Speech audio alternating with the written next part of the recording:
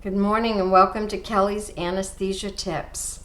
So today will be timely for a couple of reasons. One of them is I have TEE on my list of things that I wanted to talk about for the YouTube channel. And timely enough, today we are doing our TEE Lunch and Learn through the FAAA. If you've not heard of the FAAA or other state associations, I keep what I like to think is like a historical list on my website. Let's hop over there real quick. So on my website, I have links to state societies, and I'll talk about them for just a minute. I have a lot of links, so I try to do these like one at a time or a few at a time. But let's start with the state societies one real quick, because at one time, there were a lot of state societies. Shout out to Georgia, shout out to Texas, Tri-State, Kentucky, Ohio, Virginia. I mean, I've got some color coding going on here to show us that at one time, I have a list of all of these states, and then I color coded them to show that the blue states had an existing organization.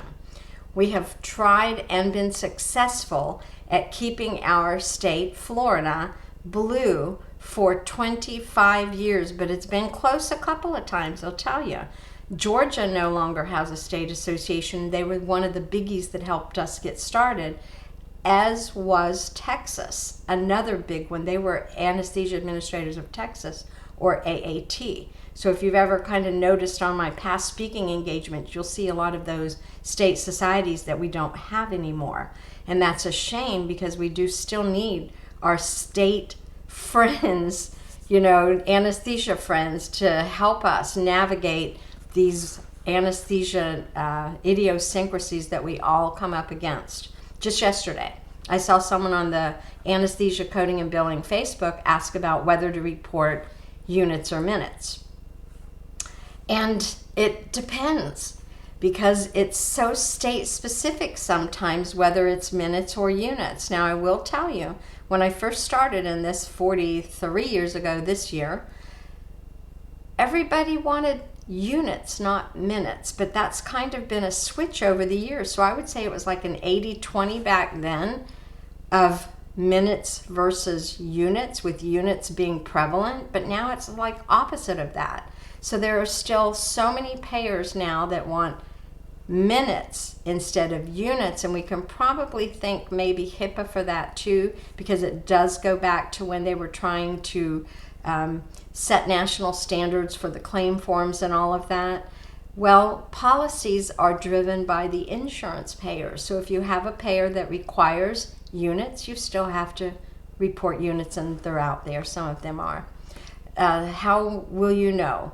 I'll show you in just a minute some Florida links, but first let's finish up on the state-specific page for societies, because if you don't have one, you could start one if you can gather enough people in your location or region. And some of them were tri-state regions. I'll show you that in just a moment. But, we worked with Texas and Georgia back when this was started in 2001. It goes even further back than that as a different named organization. And here's the history on it. April Grulich is about 40 years ago. 25 years ago, it was Karen Smock and Sheena Scott who worked hard to get this together. And Sheena ended up having to have a bigger role with the national organization through MGMA. So Karen and Sheena pulled me aside and said, Sheena was going to be our first president, but can you be? And I was like, of course, anything I can do to help. I'm still like that, because I know what it was like to not have an organization and to feel like you were on an island by yourself when you try to figure things out. So for 25 years, I have been involved in one way or another with the Florida Anesthesia Administrators. We have a website. I'm going to show you these because we're going to link off. But first, here we go. I would love to see more blues. Reds are the ones that don't have organizations anymore, but they used to. People retired. No one stepped up. Groups might have consolidated and merged, and they just stopped getting together, maybe for reasons of not wanting to share as much, but I will tell you, you really need people to help in this industry. So sharing things that are not proprietary is a good thing. I mentioned Tri-State. So if you look for Tri-State on this page, you'll see it was New Jersey, Delaware, my Control F trick, Tri-State. New Jersey, Delaware, Pennsylvania. I actually spoke at that meeting long ago with Judy Simo, another one of my favorite anesthesia people. Okay, so this was the list of states dwindled down. Florida stuck it out, and we have our own website. I also maintain it here because we've had other problems. Ooh, let me go back one moment. Georgia and Texas were instrumental in helping us get started, and we are always happy to help with other states that might need information. So today we have a lunch and learn. My apologies for not having this website as up to date as possible, but we're working on our annual meeting here, and as soon as we get that, that's when I was going to update our website, because it takes a bit of time to do this updating and then troubleshooting when it has issues. Sometimes it can take me a whole day. So when I have a day to devote to this, that's when I will update it. In the meantime, you can always get information from us by clicking on the Contact Us or the email address down here. So today's Lunch and Learn is not listed on this upcoming events, but everyone who's a member, they can have access to our archives. And our archives are not just these recorded sessions, which are all fantastic. Obstetric by me, teaching by Doris, the MIPS by Sandra Rodriguez, Let AI Take Your Job by Bart Edwards, and then Lost Leader to Profit Center by Dr. Steele. We do take volunteer speakers as well, so that's on here. At any rate, today's is the April 8th one that I kind of started us out with on the TEE, and I'll hop back to that. But this is how you find out information and how you contact us. And if it takes a week for us to get back to you, sometimes that's how long it takes to get to the box. Today, though, if you want to sign up, whether you're a member or a non-member, you can send me information. I may even try to link one of our applications for the Lunch and Learn. I have a flyer for it. Let me see if I have that L&L flyer. L&L flyer. I know that I do have it. I usually try to pull these up prior to, so I don't have to waste my time. And when I spell right, it helps. Oh, there it is. TEE Lunch and Learn FAAA flyer. So if I can open this one, it's trying to. Here we go. It is today at 12 to 1. It's a live event, so you can ask questions. And if you can't attend live, then you can go to the archives and pick it up, and then email if you have questions. It's free for members. Never costs members ever to do these Lunch and Learns. Non-members are $49, and we can take check, Zelle, and credit card payments.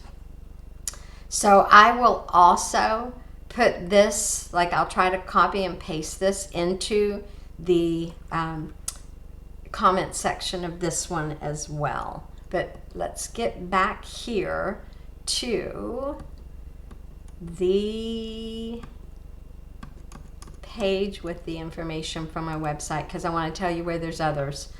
I talked about information being state specific and someone asking a question about minutes and units. So I wanted to point out two other things on my website. I shared this with the person who asked yesterday, and these are links to Florida payers. So Florida Medicare, Medicaid, Work Comp, Blue Cross Blue Shield of Florida. Those are specific to Florida. Billing companies might do across states. Private practices typically are in the state that they are in. These policies can be overwritten by any contract that you may have. Now, some of these are national: United Healthcare, Aetna, CANPC, and TRICARE. So unless you have a contract that overrides their policies that are available here, you will follow the policies that are on their websites, which are subject to change. Now, I know I need to update this United Healthcare one because they've stopped paying for things like physical status modifiers. But what is really helpful to know that when they did pay for them, they manipulated your time to be able to capture the 1 to 3 units. The other thing that I like to mention is that on this CHCA and TRICARE, unlike Medicare, they will round up their time, and I'll show you. I'll give you this link as well. And I'm going to accept this because I only use it for what I'm looking for. Hey, why did you not work? Let me try this again. There we go. So the anesthesia pricing, I'm just going to enter my zip code for Florida. I can tell you the locality for us, for my Central Florida area is rest of Florida. You can do it either way. I'm just going to pick a simple code for 00400, and then I'm going to round the time to, not round, I'm going to do it to 39 minutes so I can show you that they round the time, because with Medicare, 39 minutes would be like a percentage. It would not be 3 units. It would be 2, whatever that comes out to. I'll show you that real quick too, if I can get my calculator up here, because all they do is divide the 15 here. Might not be. Sorry, it's not going to come up here, and I don't want to waste the time, but it ended up being 2 point something. 39, probably like 2.4 to 2.5, something along that line. So we're just going to say 39 minutes here so I can show you that TRICARE will round that up to the 3 unit as a whole unit with those base units. And they'll pay the same for a physician as they do a non-physician. You may have noticed that a lot of your private payers are now penalizing non-physician or QZ modifiers and treating them like incident 2. Don't really agree with that. I don't write policy. If I did, it'd be a lot more fair to anesthesia. Okay, so I did talk about all of that, and I'm going to go back to, oh, wait, one more back. I said I would share a few important and timely ones. A couple of more timely ones. I try to keep every meeting that I know about for anesthesia and pain management on this page. If I'm speaking there, it's on a different tab. But whether I'm speaking or not, I like to give you this information so that you can find something to help you too. So if you're in Texas and they don't want you to travel, this is a great meeting. If you can't travel at all, this is a teleconference.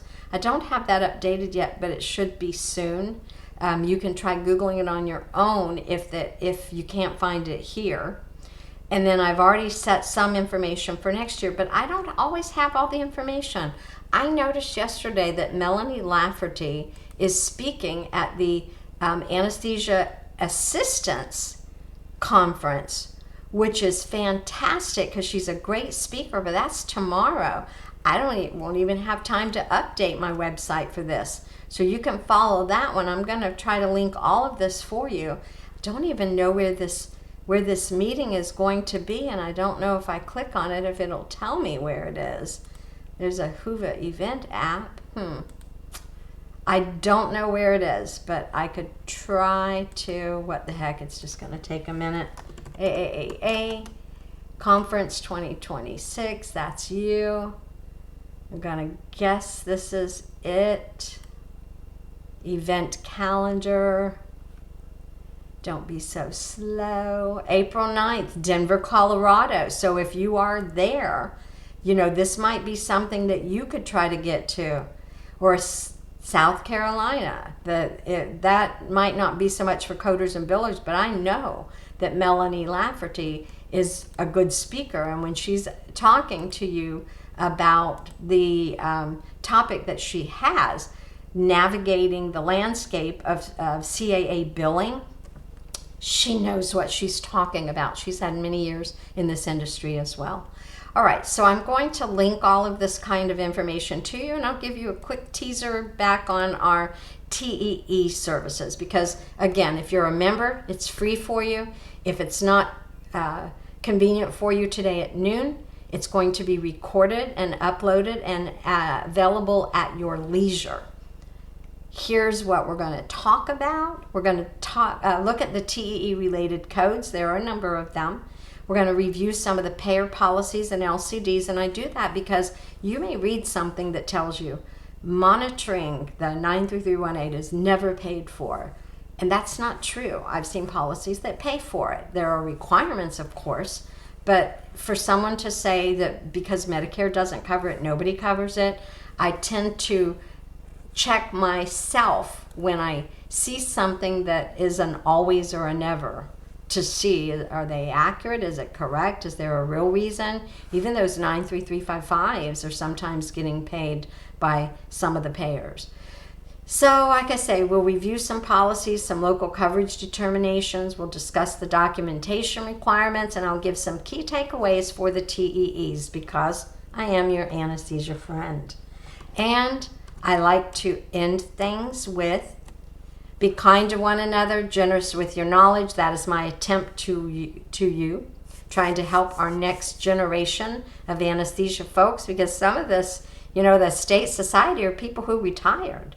And I'll have to eventually one day, I hope to be able to have someone step in behind me, and I want to be able to support the others that are stepping into this specialty as well, because you do need help. It's why I support anesthesia meetings. I'll list them, and I thank you to everyone who's helped keep the FAAA alive. We do, like I said, we have some of those Georgia members that have come over to us, and we're thankful for that because it has helped keep us. With that, I will leave it at see you today if you're going to be there. If not, I might see you in Chandler, Arizona if you're going to be there. If not, I might just hear you on the teleconference in November of this year. But if I don't see you there, at least I'll see you here. Take care.